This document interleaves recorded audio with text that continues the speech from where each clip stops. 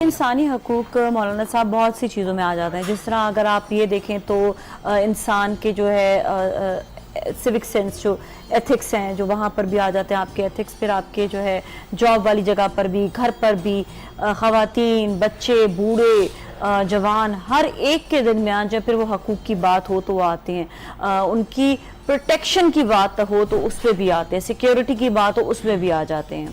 تو یہ بتائیں کہ جتنے بھی اہم باتیں ابھی میں نے کی ہیں، کہاں آپ کو نظر آتا ہے کہ کمی ہے اور کہاں وہ کمی پوری کرنی چاہیے؟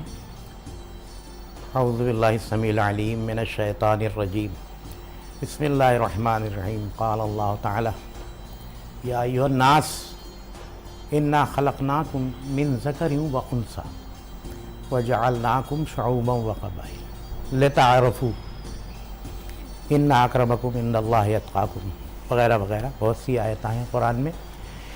انسانی حقوق جب سے انسان ہے اور جب تک رہے گا ضرورت پڑے گی۔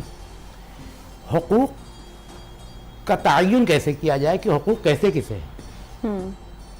ہر وہ حق جو قدرت نے انسانوں کے لیے پانی، ہوا، مٹی، چلنا پھرنا وغیرہ وغیرہ، یہ سب انسان کی عام ضروریات ہیں۔ کچھ معاشرے کی ضروریات ہیں، کچھ طبقات کی ضروریات ہیں، کچھ گروہ انسانی کی طبقاتی ضروریات ہیں، کچھ معاشرہ، کچھ معیشت کی ضرورت ہے۔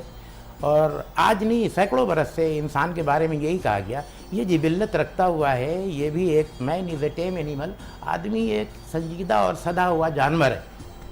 اس میں اگر تمیز آ جائے تو یہ علامہ بھی بن سکتا ہے، قاری بھی بن سکتا ہے، پروفیسر بھی بن سکتا ہے، علم و ادب کا گہوارہ بھی بن سکتا ہے، اور بے حیائی پر اتر آئے، ناہنجاری پر اتر آئے تو معاشرے کا بدنما داغ بھی بن جاتا ہے۔